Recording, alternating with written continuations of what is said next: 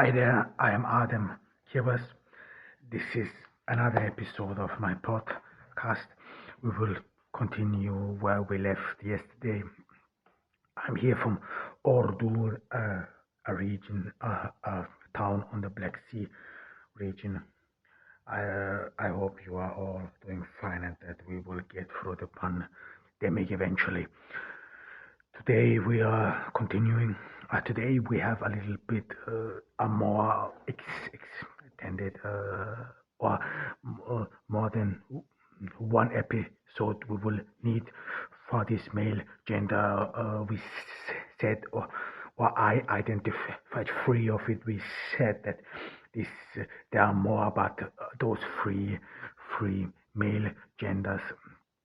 They are some sort of the more dominant one. This was male feminism, male culturalism, then male nostalgia. However, today we continue with male culturalism, and male culturalism is a bit complex. In that sense, we have to view this from many angles, so not only from the angle of the majority, or if you want of the host country, but as well as from the perspective of migrants. And please note that of course, because I am a Turkish migrant, and I grew up in Austria, so this view on Austria as well as in Germany has will of course be predominant, because I know little about the cultures, or especially about blackness in the US. I mean, I don't know more than what is being reported and what you can read about it. Nevertheless, of course, you should be always informed, and it is indeed so.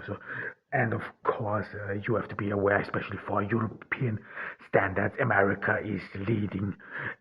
We orient ourselves on America, despite all eyes are on America, and we said it in the past.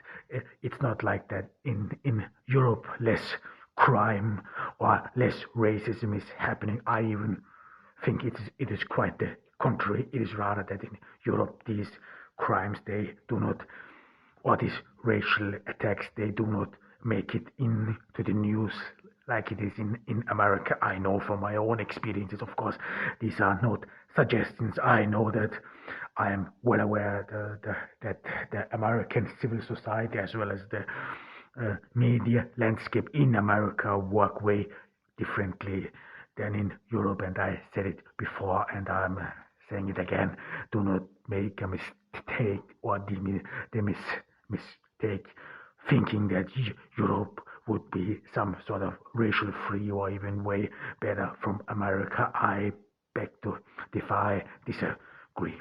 However, I think before we start into this gender male role, we have to talk about a little bit of background. In the later episodes, I will some sort of go more into detail, but we are still, our framework is the millennial age, so we won't talk about of other multicultural developments in the past. There are many. I can only suggest Edward Said wrote about Orient, and how the Orient is being perceived.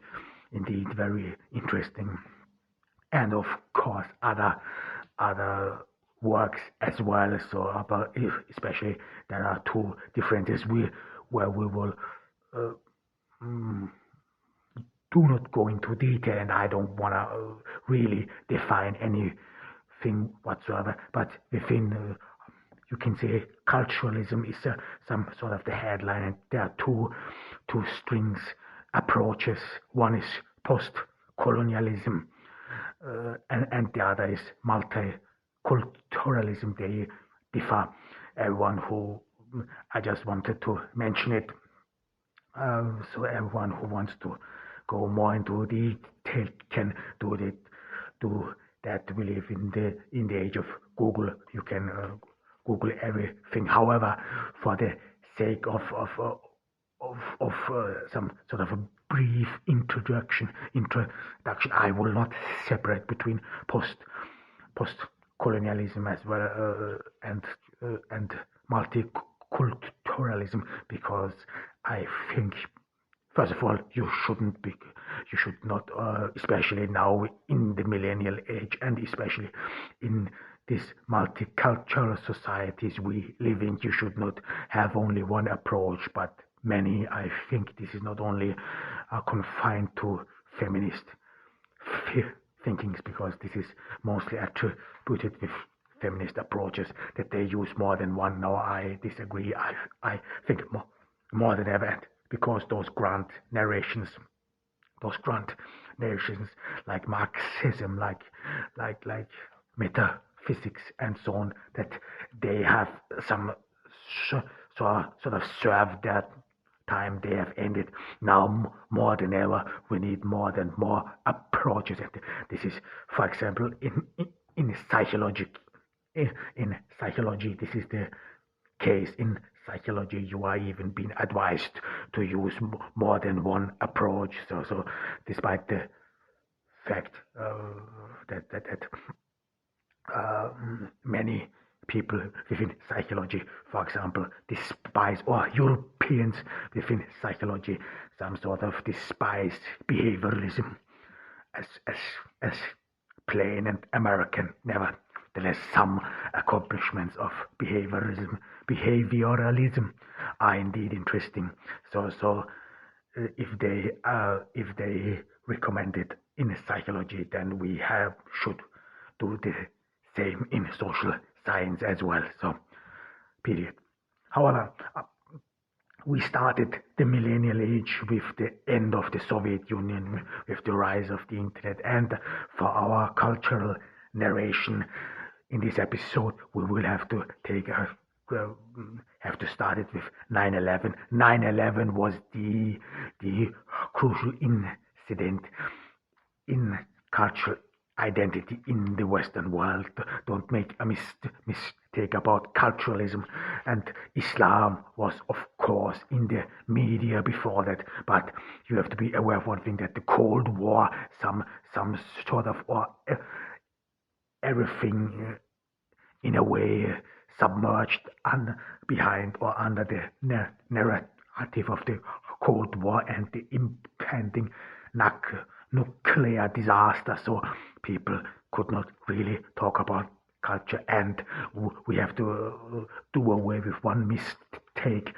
The societies did not become more culturally diverse because of the fall of the Soviet Union, because of course duly Europe is in a way different, because Europe, after the First World War, there was an attempt to create in Europe some sort of homogeneous societies. This was especially with the breakup of the Austro-Hungarian Empire, of the breakup of the German Empire, as well as the Ottoman Empire. Many states on the Balkans emerged, and the same happened then pretty much with Germany and Poland, and on the Balkans with these states. So Europe was, in a way, there was an attempt to make it more homogeneous, culturally homogeneous. Nevertheless, culture or different cultures did exist, but with 9/11 especially, the Eastern or the Orient comes more and more in the center of all attention. This we said it before, those narrations about the Orient. This is somehow interesting and remarkable. They go back between the Greeks and the Persians. So some of these narrations did not change over millennia of years. So you could say that the almost 1,000 years or more. We have some sort of 2.5, 3,000 years.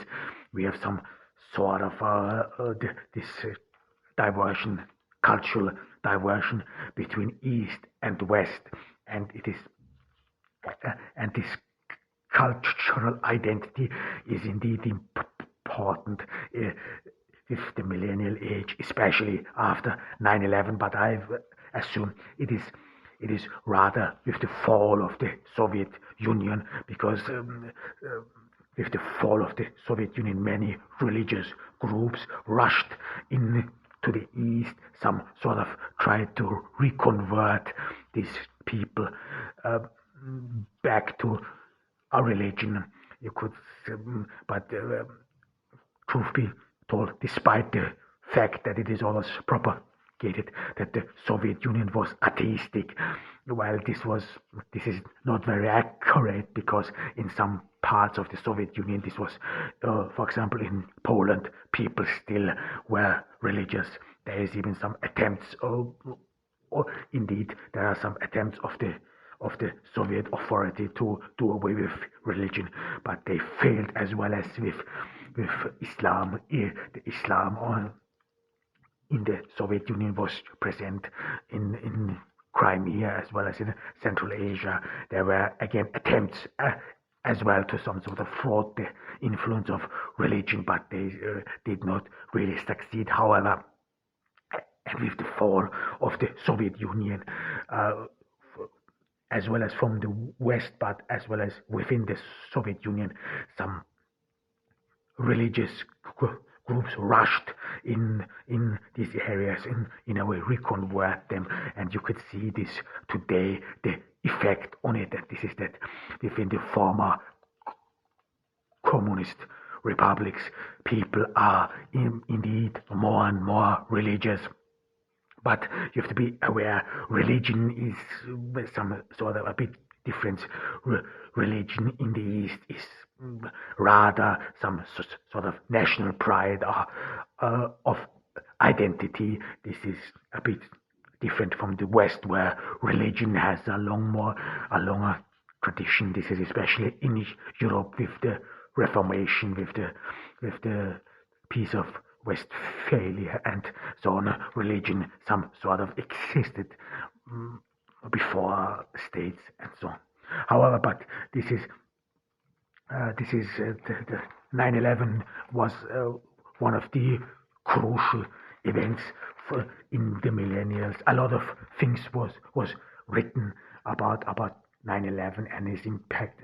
Still to this very day, we feel its impact, and as well as the geopolitical impact. Indeed, we are talking about Afghanistan, and as well as of Iraq, and now today Syria. So this religious war, or this attack, this attack on the World Trade Centers, they had a huge impact even after so long. However, and we all, there are literature written about it. This is one, Samuel Huntington, The Clash of Civilizations, some sort of foreseeing and cultural war, and so on. You could say Samuel Huntington took away some of Trump's foreign policies with his attempt, however. And of course, we have as well as authors of multiculturalism. This is Charles Taylor, who was part of this communitaristic narration. Especially he, Charles Taylor, wrote about Canada and the Canadian, or the independence of French Canadians, and how one could some sort of live together, live with each other.